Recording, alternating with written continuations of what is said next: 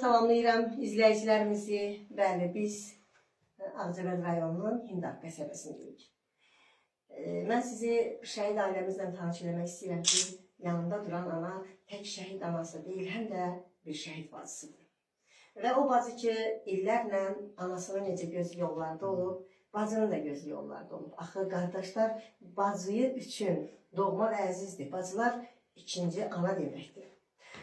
Ancaq bacı bilməzdi ki, nə vaxtsa yenidən anasının taleyini yaşayacaq. Və 44 günlük vətən müharibəsində anamızın oğlu şəhid oldu. Bu vətən üçün, dövlət üçün, bayrağımız üçün. Biz də özümüzə bir borc gördük. Ananı, atanı gələk ziyarət edək və hal-hazırda durduğumuz otaq şəhidimizin ev muzeyidir.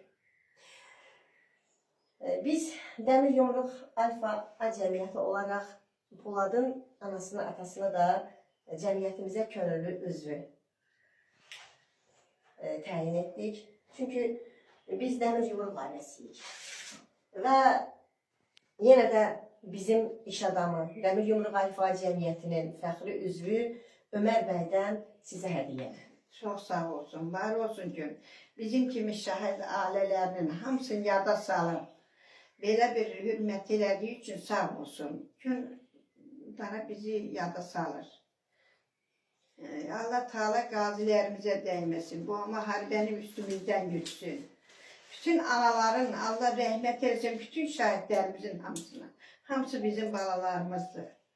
Sağ olsun, çox sağ olsun.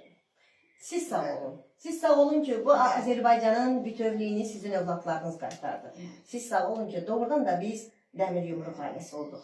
Siz sağ olun ki, bu vətəndə bayraq dalğalandıqca biz sizə deyəcəyik.